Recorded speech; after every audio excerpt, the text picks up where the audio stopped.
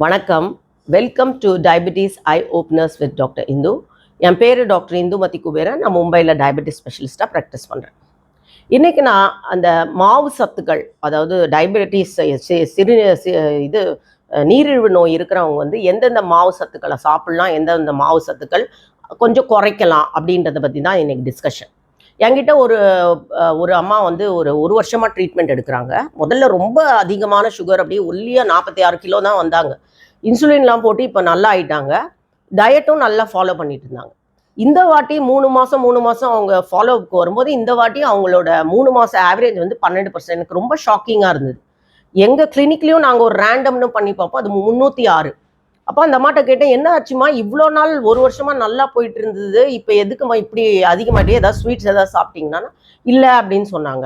அப்போ எனக்கு ஏதோ சந்தேகம் வந்துச்சு, உணவு முறையில் தான் ஏதோ குழப்பம் அப்படின்ட்டு எனக்கு புரிஞ்சுது. அப்போ அவங்க வந்து காலையிலேருந்து என்னெல்லாம் சாப்பிட்றீங்க அப்படின்னு சொல்லும்போது, அவங்களுக்கு வந்து இந்த மகாராஷ்டிரியன்ஸ் வந்து இந்த அரிசி மாவில் வந்து பாக்ரி அப்படின்னு ஒன்று பண்ணி சாப்பிடுவாங்க. நான் முன்னாடியே அவங்கக்கிட்ட வந்து அவங்களுக்கு சாதம் சாப்பிட ரொம்ப ரொம்ப பிடிக்கும். அதனால் நான் வந்து இந்த ப்ரௌன் ரைஸ், அந்த கொட்டை சோறு மாதிரி வாங்கி அதை அந்த கஞ்சை வடிச்சிட்டு கொஞ்சோண்டா நீங்கள் சாப்பிட்டுக்கலாம். மத்தியானம் அவங்களுக்கு வந்து இந்த கோதுமை சப்பாத்தியே டேஸ்ட் பிடிக்கல.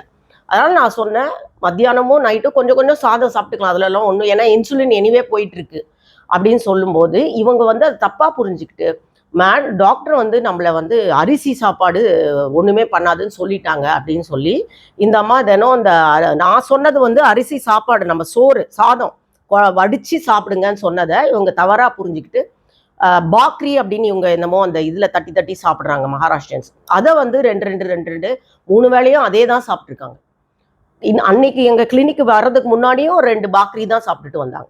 ஸோ அதை நான் அவங்களுக்கு நல்லா விளக்கி சொல்லி, இதுவும் மாவு சத்து தான், சாதமும் மாவு சத்து தான், இந்த அரிசி மாவும் மாவு சத்து தான். அதாவது நம்ம இடியாப்பம், நம்ம கொழுக்கட்டை இதெல்லாம் பண்ணுறோம் இல்லையா, அரிசி மாவில், அதுவும் மாவு சத்து தான், இதுவும் மாவு சத்து தான். ஆனால் கொட்டை சோறில் நீங்கள் கஞ்சை வடிச்சிட்டு ஒரு குழம்போட நல்லா பிசைஞ்சு சாப்பிட்டிங்கன்னா அவ்வளவா சுகர் ஏறாது. ஏறும் கண்டிப்பாக, ஆனால் அதோட கிளைசிமிக் இண்டெக்ஸ் வந்து ரொம்ப அதிகம்.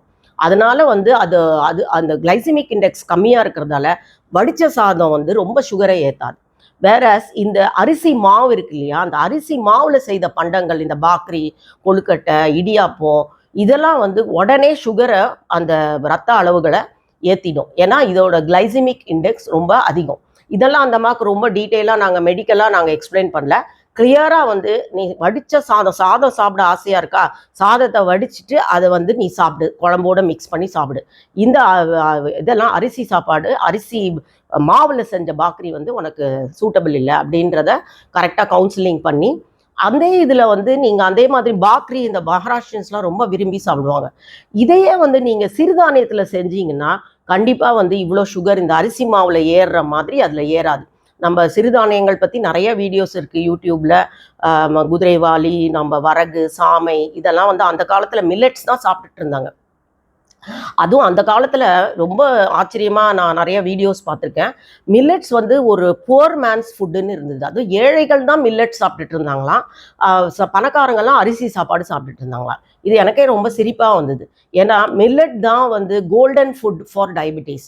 நீங்கள் எப்போ நீங்கள் அரிசி இந்த மாவு சத்துலேயே எல்லாத்தையும் ஒதுக்கிட்டு மில்லட்ஸில் வரீங்களோ அப்போவே உங்களுக்கு வந்து டக்குன்னு உங்களோட டயபிட்டிஸ் மருந்துகளில் 4-5 மருந்தை நாங்கள் தூக்கிடுவோம். ஸோ மில்லட்ஸையும் அந்த அம்மாவுக்கு நான் சொன்னேன், இந்த மாதிரி நீங்கள் அப்படியே உனக்கு பாக்ரி தான் ரொம்ப பிடிக்கும்னா நீ அந்த வரகு, சாமை, அந்த இதெல்லாம் வச்சு நீ பண்ணி சாப்பிடு, சிறுதானியங்கள். ஆனால் அரிசி மாவில் பண்ண பாக்ரி உனக்கு அலவுட் கிடையாது அப்படின்னு சொன்னோன்னா அவங்க ஒழுங்காக அதை புரிஞ்சுக்கிட்டாங்க. எங்கள் அசிஸ்டன்ஸ்லாம் மகாராஷ்டிரியன் கேர்ள்ஸு, அவங்கெல்லாம் எல்லாமே மராட்டியில் அந்த ஒரு பேப்பரில் அந்த அம்மாவுக்கு எல்லாத்தையுமே தெளிவாக எழுதி கொடுத்துட்டாங்க. இப்போ நேற்று தான் வந்தாங்க அந்த அம்மா, அதனால தான் இந்த பதிவை நான் வெளியிடுறேன். ஸோ எல்லாருமே வந்து மாவு சத்து அப்படின்றது வந்து உங்களுக்கு சர்க்கரை நோய் இருந்தாலும் மாவு சத்து கொஞ்சம் தேவை நம்மளுக்கு. ஏன்னா வந்து அதுதான் மூளைக்கு ஃபியூவல். ஸோ மாவு சத்தே கம்ப்ளீட்டாக ஒதுக்கிட்டு கம்ப்ளீட்டாக புரோட்டீன், புரத சத்தே சாப்பிட்டுட்டு இருந்தாலும் ஒரு மாதிரி எனர்ஜி இல்லாத மாதிரி இருக்கும். அதனால் உங்களுக்கு ஒரு 60 வயசுக்கு மேலே ஆயிடுச்சு, 20 வருஷம் சுகர் இருக்குன்னா கண்டிப்பாக கொஞ்சம் மாவு சத்து 3 வேளையும் சாப்பிடணும். ஆனால் உங்கள் தட்டில் அது 25 விழுக்காடு தான் இருக்கணும். ப்ளஸ் மாவு சத்தை நீங்கள் செலக்ட் பண்ணும்போது லோ கிளைசிமிக் இண்டெக்ஸ் மாவு சத்தை தான் நீங்கள் செலக்ட் பண்ணி சாப்பிடணும். நன்றி, வணக்கம்.